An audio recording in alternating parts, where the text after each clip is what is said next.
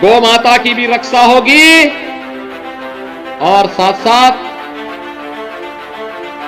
अब कोई अवैध बूचड़खाना नहीं चलेगा। जैसे अपराधी अपने गले में तख्ती लटका करके थाने थाने खड़ा होता है ना कि जान बख्श दो, ऐसे ही हर कसाई भी अब ठेला लगा करके कहीं सब्जी बेचता हुआ दिखाई देगा।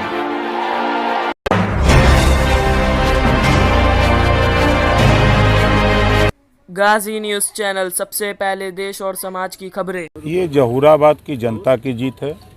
जहूराबाद के लोगों ने ओम प्रकाश राजभर को 5 साल मौका दिया एमएलए बनने के लिए। उस पर ओम प्रकाश राजभर ने उनकी जो सोच थी, जो उनके विश्वास उन्होंने किया कि हमारा नेता शिक्षा, स्वास्थ्य, रोजगार, नौकरी, आवारा पशु की समस्या हो या कोई भी समस्या जो जनता की थी उसको लेकर के हमने लड़ा। और क्षेत्र में जो भी विकास के लिए जो पैसा मिला, उत्तर प्रदेश में 403 विधायकों में इकलौता ओम प्रकाश राजभर जो अपने निधि का पैसा अपने क्षेत्र में लगा करके क्षेत्र का विकास करने का काम किया। उस पर जनता ने दोबारा मुझे विश्वास किया है।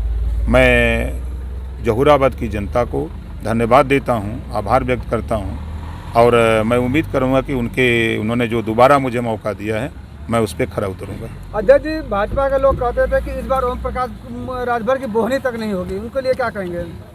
देखिए, कौन क्या कहता है हमसे उससे मतलब नहीं है। हम अपना काम करते हैं, हम अपने काम पर विश्वास करते हैं। जनता के बीच में जो रहेगा, जनता की जो लड़ाई लड़ेगा, जनता का जो काम करेगा, जनता उनको विश्वास करेगी और जनता उनको चुन के भेजेगी। अध्यक्ष जी, जो आप लोगों ने सोचा था कि हम सरकार बनाएंगे और वो बहुमत क्यों नहीं आ पाया, इसका क्या कारण रहा?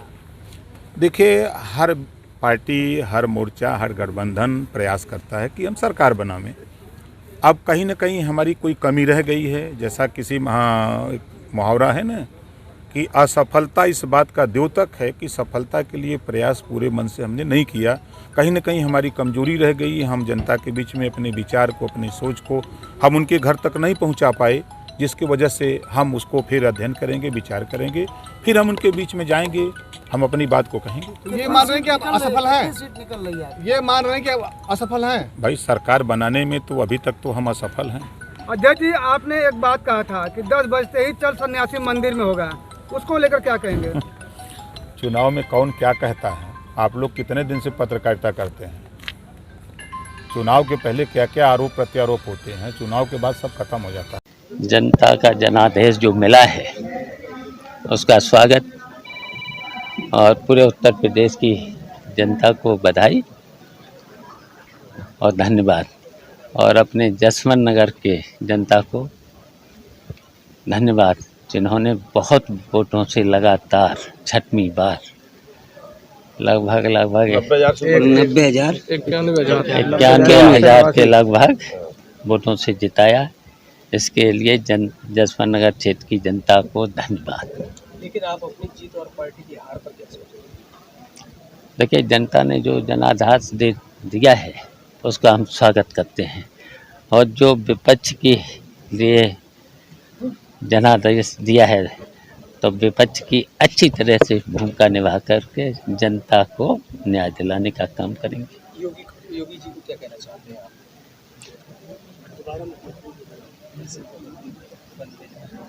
अब कोई ना कोई मुख्यमंत्री बनेगा हैं, तो उनको भी हम बधाई दे देंगे, जो भी बनेगा।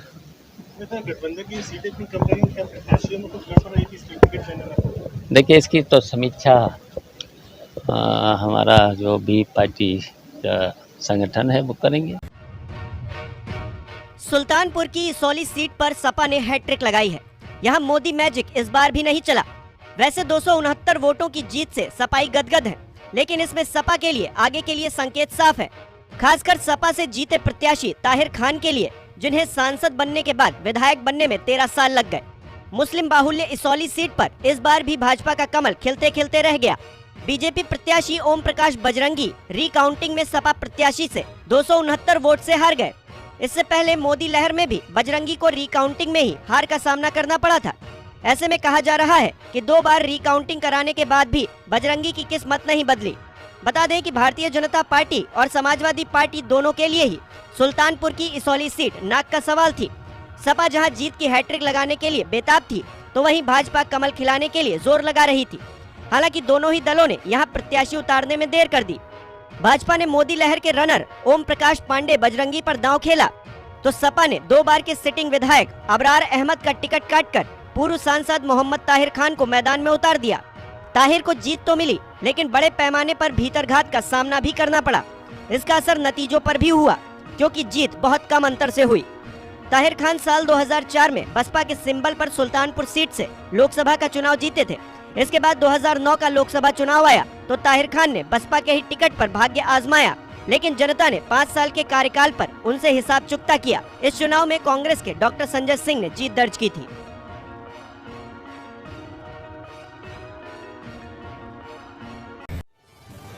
उत्तर प्रदेश में वोटिंग के बाद सबसे ज्यादा चर्चा किसी चीज की हुई तो वो है ईवीएम। ईवीएम को लेकर जमकर बवाल हुआ, राजनीति हुई, लेकिन अब गिनती के बाद भी ईवीएम पर सियासत रुकी नहीं है। समाजवादी पार्टी के राष्ट्रीय अध्यक्ष अखिलेश यादव ने ईवीएम को लेकर एक ट्वीट किया है, जिसमें उन्होंने लिखा है, ईवीएम बदले जाने को लेकर एक चुनाव अधिकारी की किसी से बात की जो ऑडियो रिकॉर्डिंग सोशल मीडिया पर चल रही है। माननीय उच्चतम न्यायालय और राष्ट्रपति महोदय उसका संज्ञान ले व सरकार संबंधित व्यक्ति को तुरंत संपूर्ण सुरक्षा दे। किसी एक व्यक्ति का जीवन हमारे लिए सरकार बनाने से ज़्यादा अहम है। अखिलेश यादव अपने ट्वीट में सोशल मीडिया पर वायरल एक ऑडियो का हवाला दे रहे हैं। ईवीएम बदले जाने के मामले में कार्रवाई की मांग कर रहे हैं। मतदान के बाद भी अखिलेश यादव ईवीएम को लेकर काफ़ी एक्टिव दिखे। उन्होंने बाकायदा अपने पार्टी के कार्यकर्ताओं और नेताओं को निगरानी के लिए कहा था, जिस पर जमकर बवाल भी हुआ था। जगह जगह सपा कार्यकर्ताओं ने गाड़ियों को रोककर चेकिंग की थी। कई जगह पुलिसकर्मियों से झड़प भी हुई थी। वहीं अब चुनाव के बाद अखिलेश यादव फिर से ईवीएम को लेकर गंभीर आरोप लगा रहे हैं और कार्रवाई की मांग कर रहे हैं। आज हम ये ऐलान करते हैं कि पंजाब में सरकार बनने के बाद पंजाब सरकार के किसी भी दफ्तर में सीएम की या किसी भी नेता की फोटो नहीं लगाई जाएगी। बाबा साहब अम्बेडकर और शहीद आजम भगत सिंह की तस्वीर पंजाब सरकार के हर दफ्तर के अंदर लगाई जाएगी। देखिए, भारतीय जनता पार्टी को बड़ी जीत मिली है। उत्तर प्रदेश तो उनका राज्य था, फिर भी अखिलेश यादव की सीटें बहुत बढ़ गई है। 42 से 125 के ऊपर चली गई, 3 गुना बढ़ गई। मायावती का योगदान है बीजेपी के विजय में, वो तो मानना पड़ेगा। ओबीसी का भी है, तो उनको पद्म विभूषण भारत रत्न देना पड़ेगा अभी सबको। लेकिन हम लोग खुश है कि पार्लियामेंट्री डेमोक्रेसी में हार जीत होती है।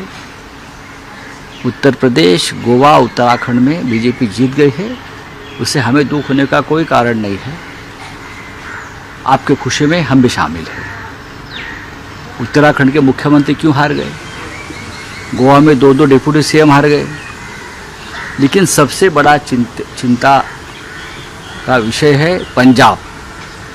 पंजाब में भारतीय जनता पार्टी एक राष्ट्रीय पार्टी, एक प्रखर राष्ट्रवादी पार्टी, पंजाब जैसे सीमावर्ती राज्य में भारतीय जनता पार्टी को वहाँ के लोगों ने, मतदारों ने पूरी तरह से नकारा, रिजेक्ट कर दिया। ये चिंता की बात है। इतनी बड़ी ताकत प्रधानमंत्री, गृह मंत्री, रक्षा मंत्री सब ने वहाँ झोंक कर प्रचार किया था, फिर भी पंजाब में आप क्यों हार गए? उत्तर प्रदेश तो आपका ही था। चुनाव में पूरे यूपी से मिले फीडबैक के मुताबिक जातिवादी मीडिया अपनी अनवरत गंदी साजिशों प्रायोजित